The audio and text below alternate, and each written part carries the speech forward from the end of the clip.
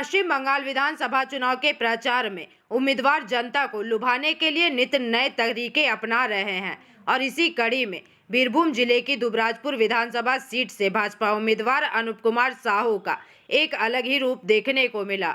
रविवार को प्रचार के दौरान उन्होंने एक ग्रामीण की दाढ़ी बनाकर सभी को हैरान कर दिया।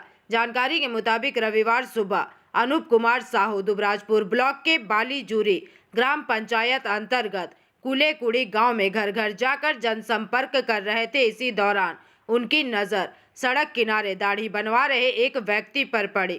बिना किसी हिचकिचाहट के भाजपा प्रत्याशी खुद उस व्यक्ति के पास पहुंचे और उस्तरा हाथ में थाम लिया। भाजपा कार्यकर्ताओं के नारों के बीच अनूप साहू ने बड़ी कुशलता से उस ग्रामीण की दाढ़ी बनाई। इस अनोखे जनसंपर्क को देखकर वहां मौजूद ग्रामीण और राहगीर ठिठक गए तथा इस दौरान उन्होंने ग्रामीणों से बातचीत की और उनकी समस्याओं को भी सुना। मीडिया से बात करते हुए अनूप कुमार साहू ने अपनी बातें रखी। हालांकि तृणमूल कांग्रेस ने इसे चुनावी स्टंट करार दिया है। टीएमसी नेतृत्व का कहना है कि चुनाव के समय दाढ़ी बनाना या फिर चाय बेचना भाजपा की पुरानी रणनीति है, लेकिन जनता अब विकास और काम के आधार पर वोट देती है, दिखावे पर नहीं। गौरतलब है कि बंगाल की राजनीति में पहले भी उम्मीदवारों को खेत में धान काटते या चाय बनाते देखा गया है, लेकिन अनूप कुमार साहू के इस नाई वाले अंदाज ने दुबराजपुर में चर्चा छेड़ दी है। দেখুন আমরা জনসংযোগে বেরিয়েছি প্রতিটা মুহূর্তে।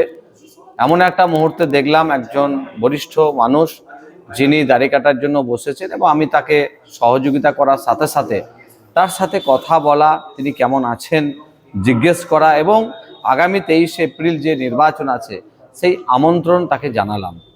আসলে এই মুহূর্তে মানুষের এত ব্যস্ততার মধ্যে আমরা তাদের সাথে কথা বলছি, আমাদের সাথে যে জনসংযোগের জায়গা, এরকম অনেক অভিনব মাধ্যম আছে যেটা আমার মনে হয় করা উচিত, আর সেটাই একটা মাধ্যম আমি করেছিলাম এবং মানুষের মধ্যে যে স্বতঃস্ফূর্ততা, মানুষের মধ্যে যে রেসপন্স ব্যাপকভাবে সাড়া পাওয়া যাচ্ছে এবং প্রত্যেকটা মানুষ পরিবর্তন চাইছে।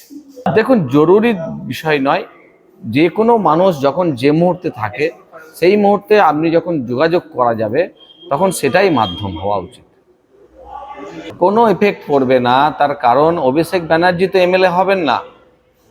এখানকার মানুষ এমএলএকে চায়, এমএলএর কাজকে চায়, এমএলএকে সবসময় অ্যাভেলেবেল প্রতিটা মুহূর্তে পাশে পেতে চায়। তাই অন্য জায়গা থেকে এসে টাটা বাই বাই, তোমার দেখা নাই রে, তোমার দেখা নাই, অভিষেক ব্যানার্জি কেন, অন্য কেউ এলেও এখানকার প্রত্যেকটা মানুষের মনে পদ্মফুল আছে, পদ্মফুলই থাকবে। প্রার্থী ছিল কিন্তু তিনি এখানকার মানুষ ছিলেন না, আর এখানকার বিধায়ক হিসাবেও ছিলেন না। তাই মানুষ প্রত্যেকের মনে পদ্মফুলই আছে। তিনি যে দলের হয়ে দাঁড়িয়েছেন সেই দলের কর্মীরাও তার পাশে নেই। ব্যাপক সাড়া, কারণ মানুষ, প্রত্যেকটা মানুষই চায় পরিবর্তন এবং 2026 সালে পরিবর্তন হবে। বাংলায় বিজেপি সরকার হবে, অনেক বেশি লিড হবে, অনেক বেশি মার্জিন হবে। মানুষ শুধুমাত্র 23 তারিখের অপেক্ষা করছেন। নিশ্চয়ই বিভিন্ন নেতৃত্ব আসবে, কিন্তু জনতা জনার্দন, ভোটার শেষ কথা বলে, আর ভোটারদের সাথে আমরা আছি। Bureau report PVTV news.